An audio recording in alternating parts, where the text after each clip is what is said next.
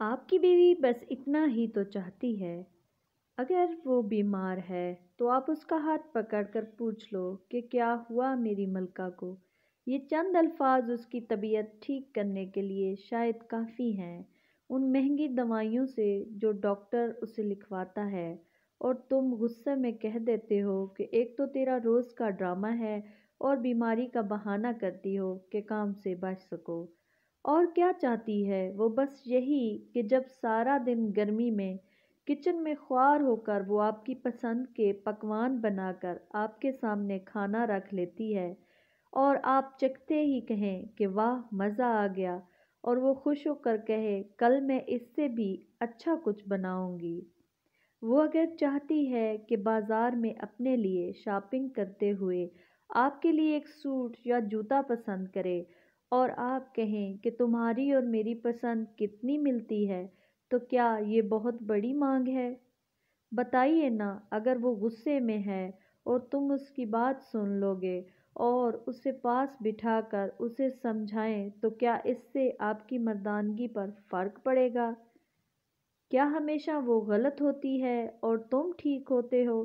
کیا بڑا پن نہیں دکھا سکتے کہ اس کا ہاتھ پکڑ کر اسے اتنا کہہ دیں بس ناراضگی ختم کرو، ہم دونوں اب نہیں لڑیں گے؟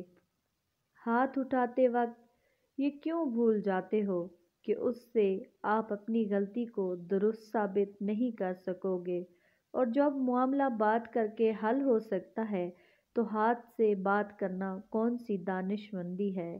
کیا ان کا نام پیار سے پکارنا، چھوٹی چھوٹی باتوں پر کمپلیمنٹ دینا، ہر عام موقع کو خاص بنانے کی کوشش کرنا، کیا ٹی وی اخبار سے نظریں ہٹا کر ایک بار پیار سے اپنے شریک حیات کو دیکھنا اور مسکرانا مشکل ہے؟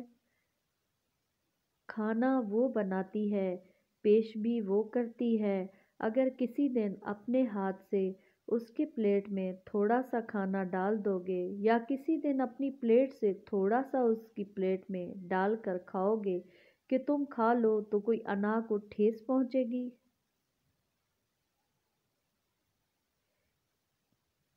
کتنا آسان ہے ایک عورت کا دل جیتنا، اور کتنا مشکل بنایا ہے ہماری لاپرواہی نے، ہمارے جھوٹے غرور نے، مردانگی نے، انا نے۔